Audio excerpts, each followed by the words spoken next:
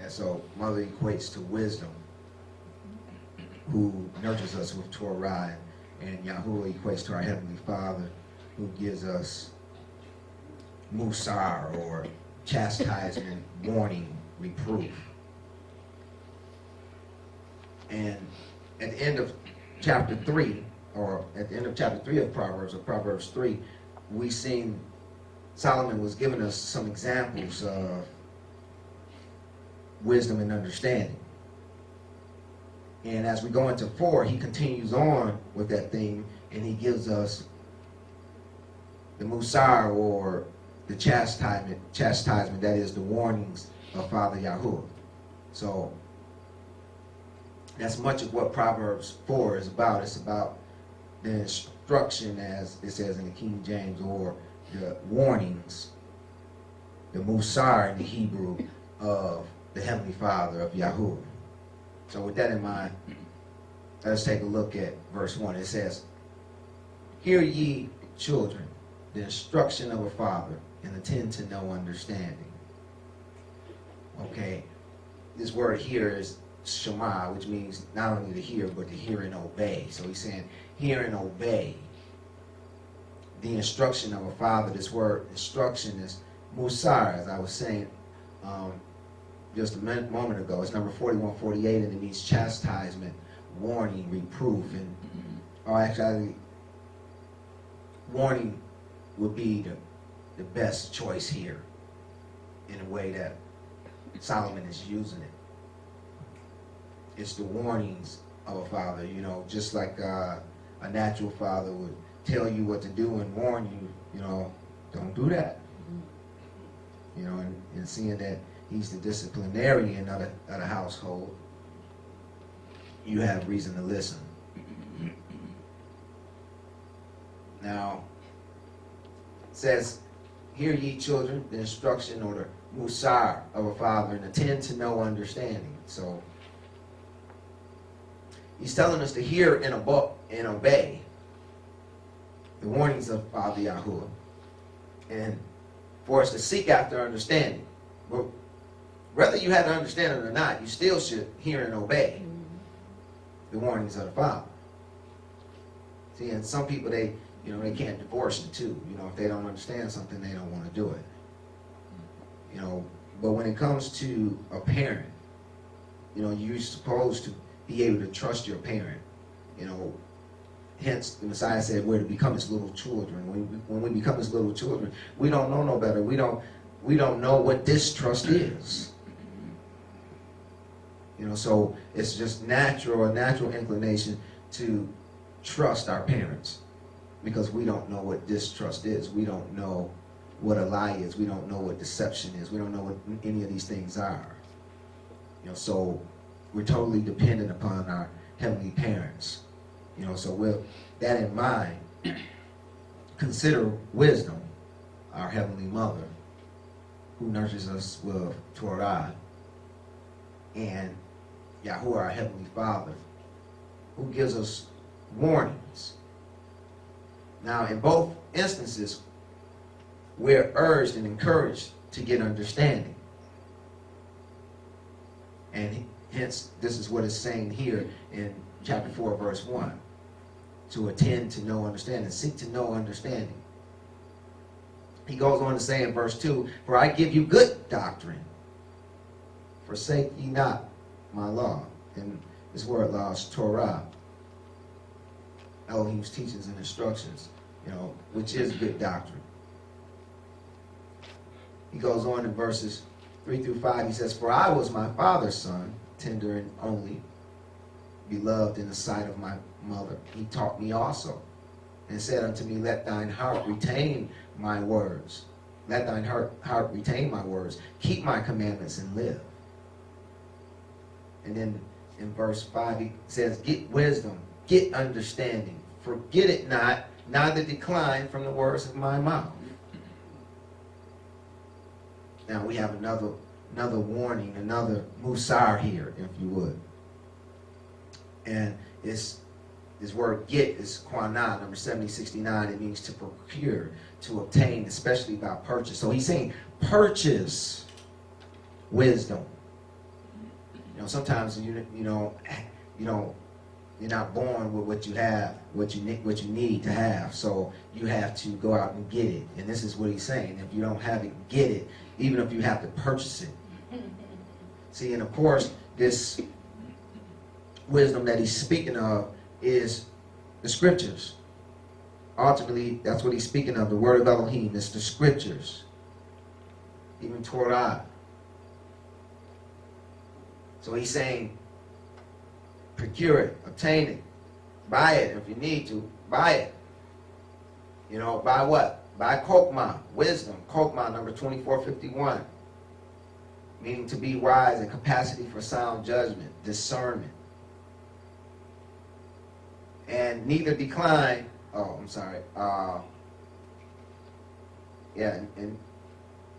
understanding, also get understanding, purchase understanding if you need to, and you need to, which is Tarbun, number 8394, meaning intelligence or reason. So he's saying, obtain discernment, obtain a capacity for sound judgment, obtain his word, but also obtain or purchase reason. And then he goes on to say, neither decline from the words of my mouth. This word decline is natah, number 5186, meaning to stretch or bend. Don't stretch or bend my words, the words of my mouth. You know, so don't add to them. Don't take away from them.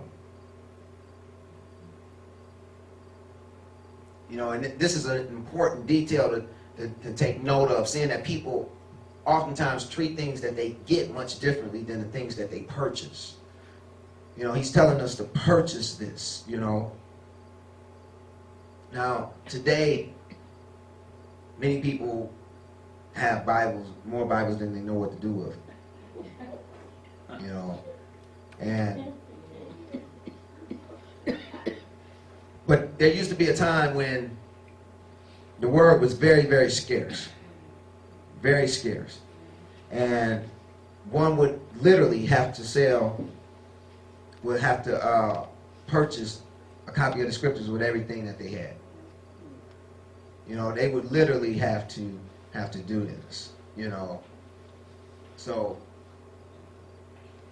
there's a lot of truth in this, and I suppose in some places, you know, people are still buying the word today.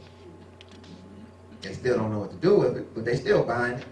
Matter of fact, an interesting statistic about the word is it's never been outsold by any book, ever.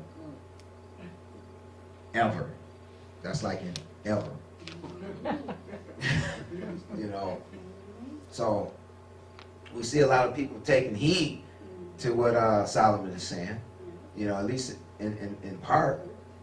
You know, they're purchasing wisdom, and you know, they're trying to purchase understanding. But they need to, you know, take heed to the other part of the warning. Neither decline from the words of my mouth. Don't stretch or bend them. And so we have a couple of musars here. One is to hear and obey the warnings of the Father Yahuwah and seek after understanding.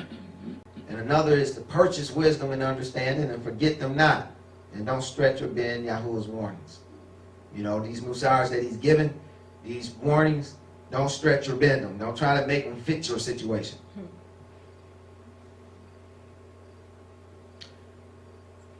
Verses 6 and 7. Forsake her not, speaking of wisdom, and she shall preserve thee. Love her, and she shall keep thee.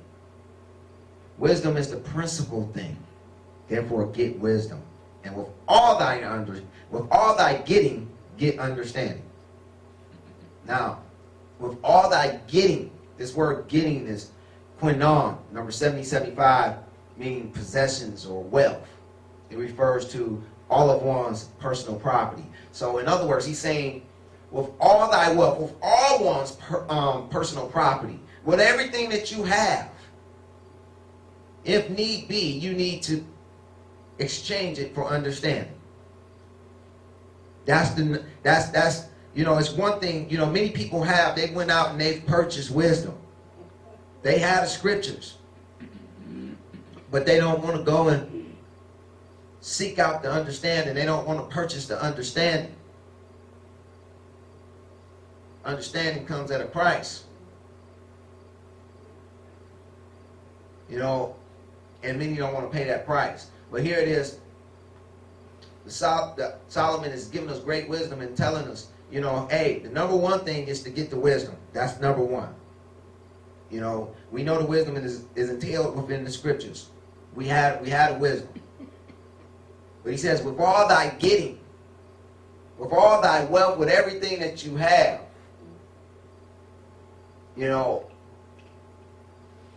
get understanding.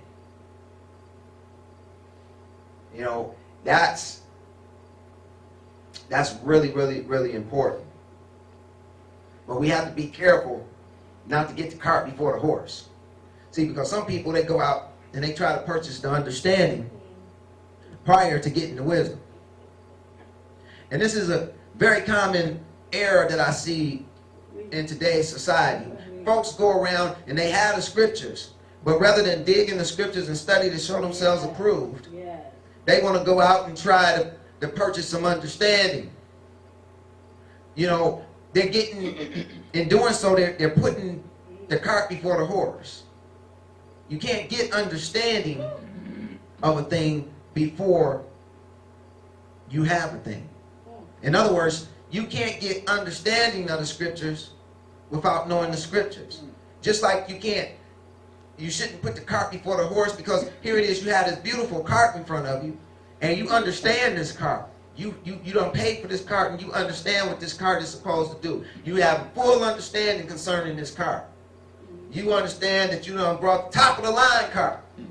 And it has all the bells and whistles as far as carts go. But you don't have a horse. See, without the horse, the cart is no good. And the same thing with, you can have all the understanding concerning something that you want. You can understand a vehicle from A to Z. You can understand how the pistons work and how the engine works through and through. Every aspect of it, you can understand it. But without a car in and of itself, without a vehicle in and of itself, it does you no good. So this is what Solomon is saying. Get wisdom first, and then get the understanding. Then you're in business. Then you have something that you can work with. He goes on to say, exalt her, that is wisdom, and she shall promote thee.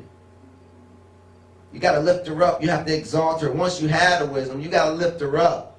You got to put her before you. And she'll promote thee. She'll exalt thee. She'll esteem thee. And it says, she shall bring thee to honor when thou doest embrace her. So when you embrace wisdom and lift her up, she'll likewise lift you up. She'll esteem you. It goes on in verse 9, says, she shall give to thine head an ornament of grace, a crown of glory shall she deliver to thee. So we have another Musar that's warning us to exalt wisdom that she might esteem us. If we don't exalt her in our lives, then she's not going to do anything for us. So it does no good to get wisdom, that is to get the scriptures, and just, use it as a paperweight or as decor on the table. That's, you have to exalt her, you have to embrace her in order for it to work in your life. The ornament of grace speaks to one's testimony concerning these musars, these warnings of Yah.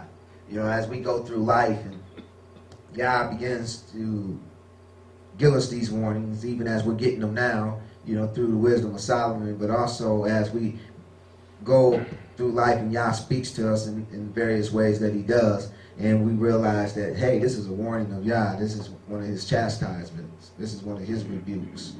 And we begin to share that with our friends and family, so that they don't have to endure the same thing. It becomes an ornament of grace. And the crown of glory speaks to the gray hairs of one who has lived a long, righteous life. Let us take a look at a few other scriptures that speak to this. Proverbs 1:8-9 says, "My son, hear the instruction of thy father, and forsake not the law of thy mother, the Torah of thy mother. Hear the musar of thy father," that is the chastisement, the warnings of thy father, "and forsake not the Torah of thy mother. For they shall be an ornament of grace unto thy head, and chains about thy neck." So we see the musars of thy father, they're the ornament of grace unto our head. And so when we keep these about our minds and we begin to testify of them, and let them go before us, they even be as something attached to our head.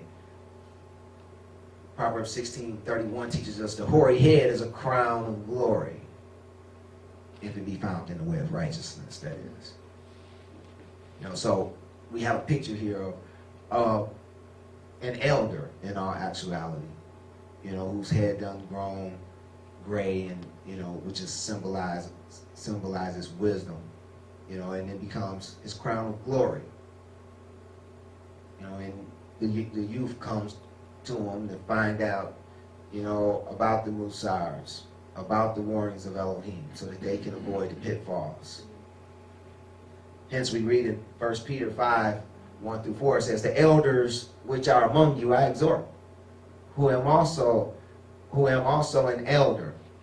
The elders which are among you I exhort, who am also an elder and a witness of the sufferings of Messiah, and also a partaker of the glory that shall be revealed.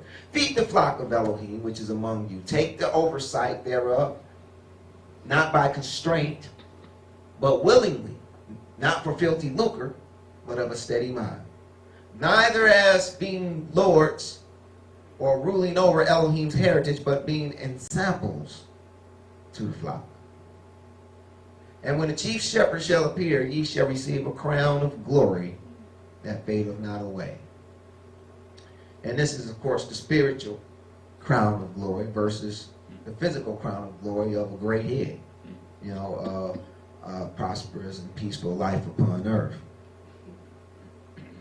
and righteousness. So it's setting that example.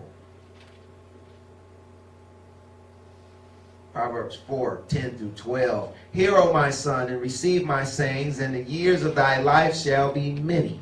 I have taught thee in the way of wisdom. I have led thee in the right paths. When thou goest, thy steps shall not be straitened. And when thou runnest, thou shalt not stumble." This word straightened is yasar, number 33-34, meaning to be distressed. So, in other words, he's saying, when thou goest, thy steps shall not be distressed.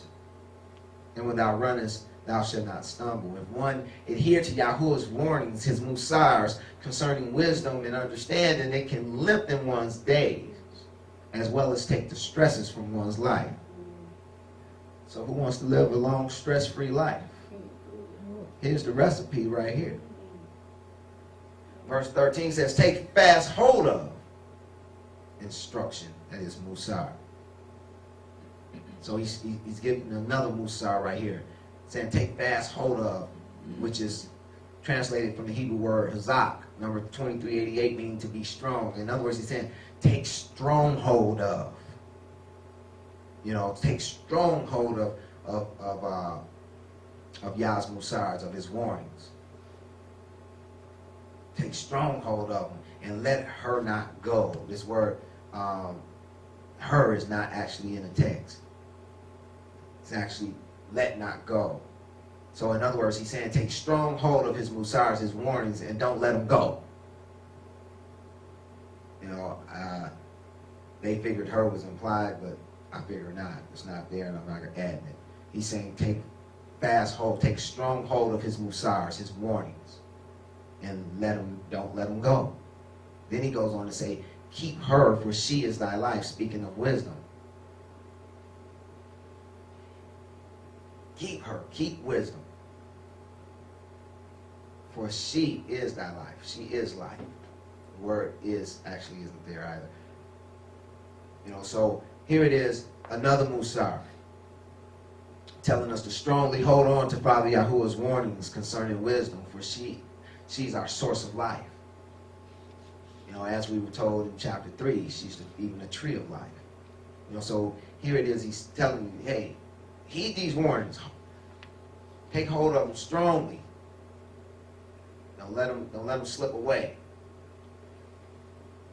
He goes on in 14 through 17, he says, enter not into the path of the wicked, and go not in the way of evil.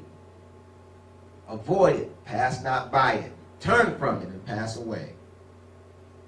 And that's what it says in the King James, which it really speaks to that. But what he's saying is, enter not into the path of the wicked, and go not the way of evil. Avoid it at all costs. Don't even pass by it. Instead of passing by it, he's saying turn from it and go another way. You know, that's more concisely putting it. You know, he's telling you avoid it. Don't even pass by it. As a matter of fact, you see it, turn from it, and even go another way, so that you don't even have to go by it. You don't even have to pass it. That's wisdom. You know, that's wisdom. Verse 16, for they sleep not, except they have done mischief, and their sleep is taken away, unless they cause to fall. Now, there's some there in King James, but that word some is not there. You know, and it shouldn't be there. These three words, unless the cause, is taken from two Hebrew words. Em, number 518, meaning low, weather, oh that, and lo, number 3808, meaning not.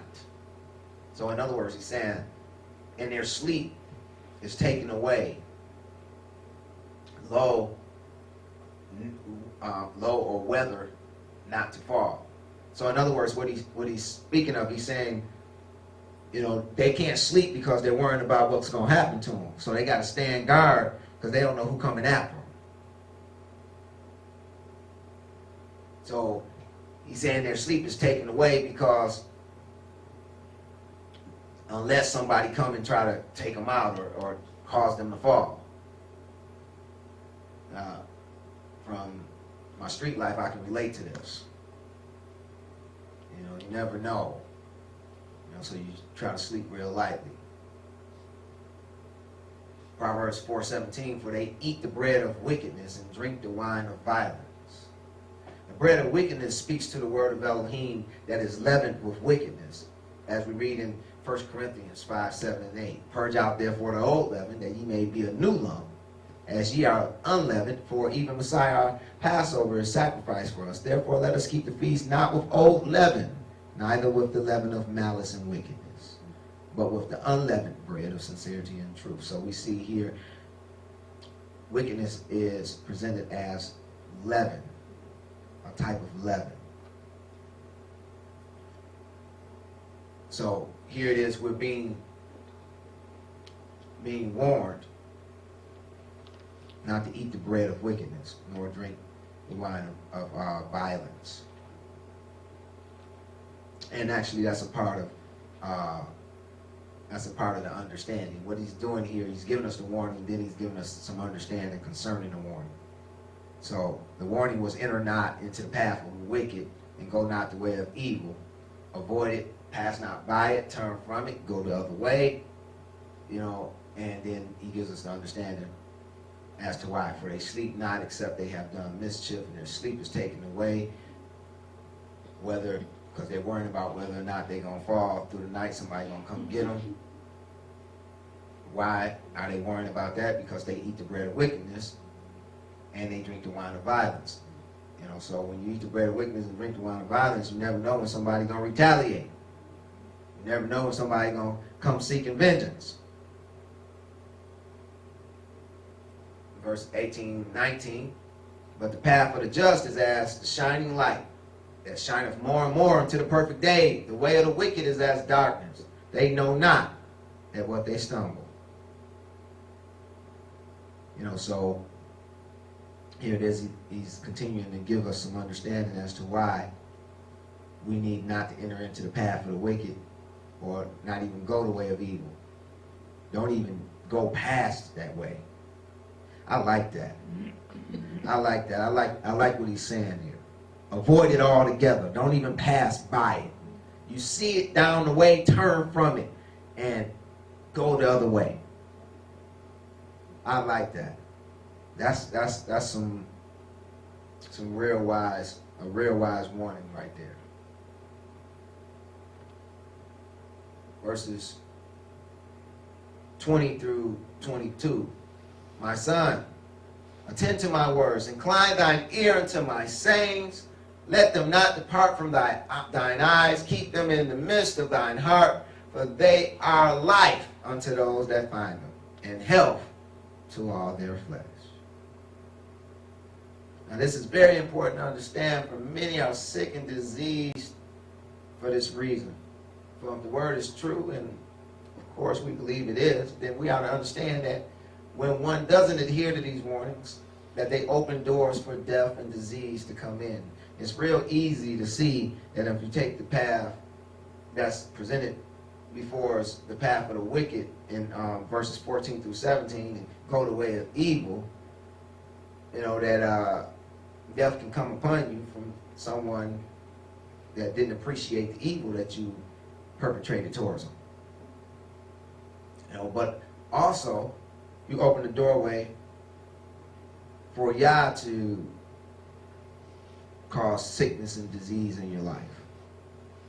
You know, we had a few kings actually that in scripture where, you know, they went out the way of Elohim and became diseased because of it. So we see that these things do happen. So we're giving them a warning here, a musar, to give heed to the words of Father Yahuwah and stretch our ear towards him. That is, to seek his sayings and never let them depart from your eyes, that they may ever be at the forefront of your mind. You know, and this is given to us in 23 and 24. Keep thy heart with all diligence, for out of it are the issues of life. Put away from thee a froward mouth, and perverse lips put far from thee. This word froward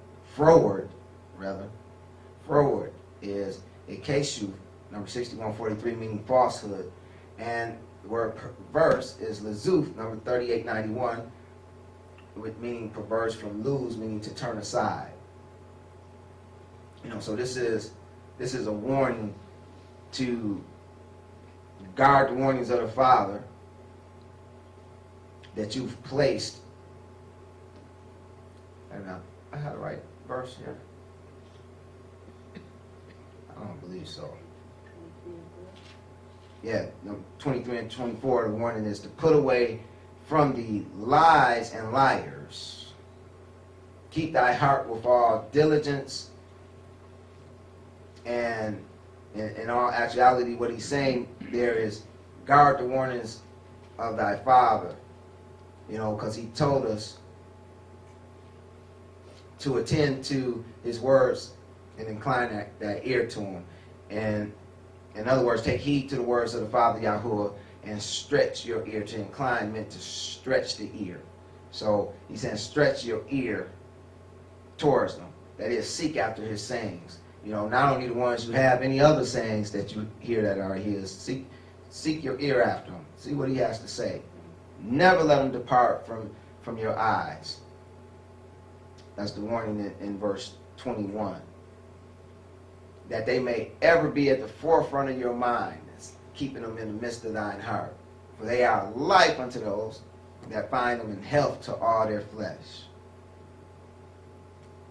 Then he goes on and tells us to guard the warnings of our Father Yahuwah that you've placed in your heart.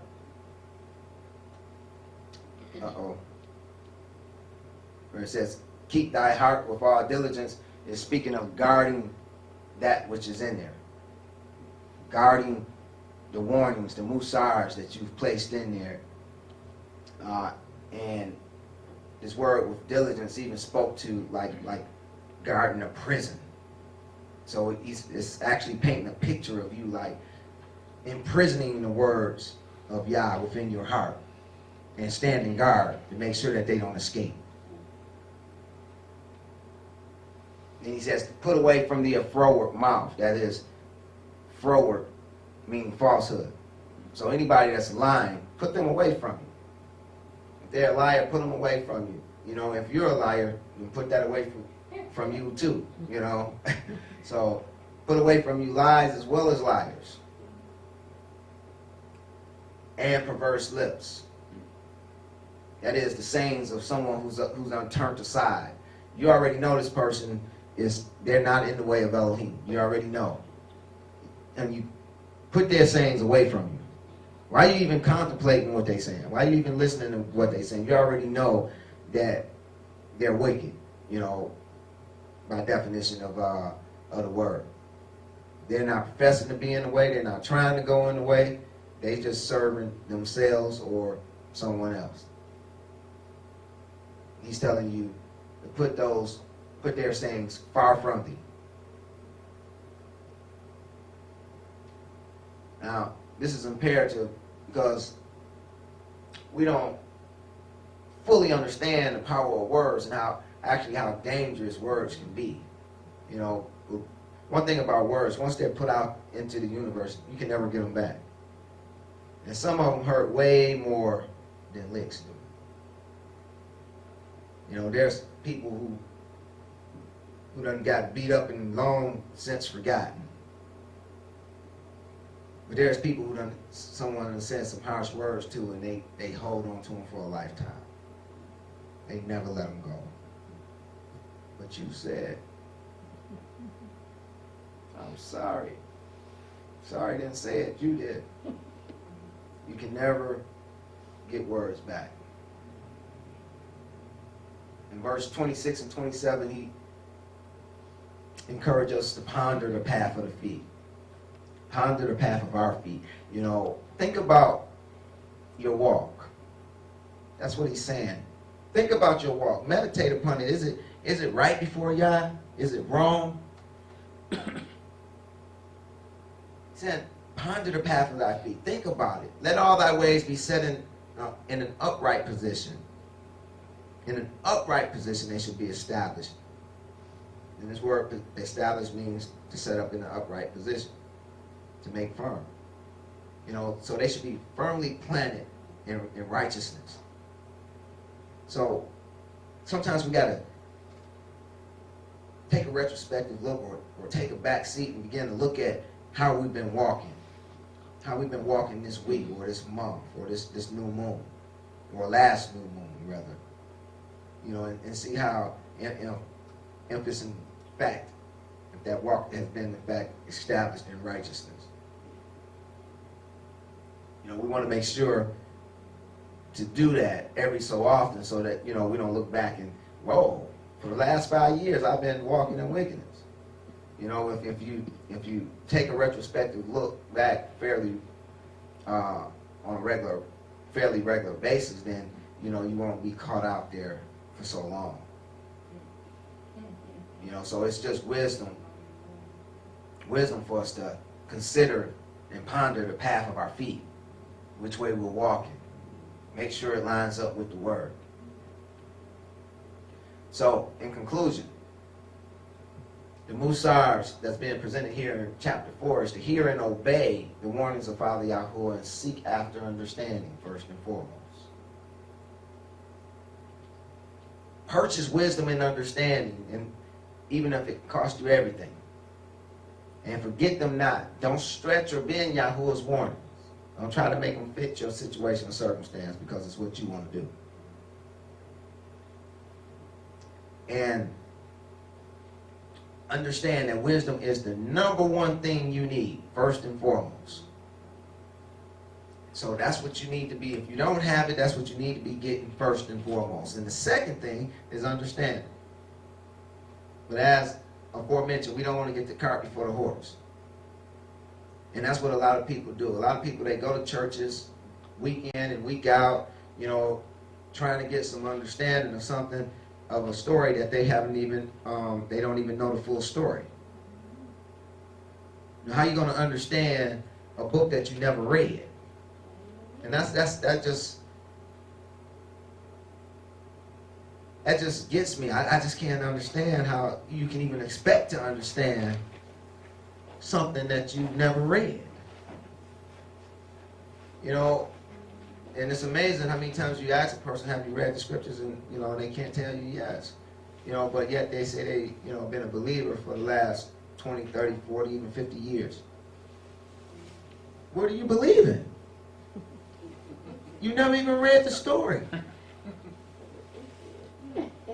You know, do you understand, you know, Yah's plan for your life? Do you understand His plan for humanity?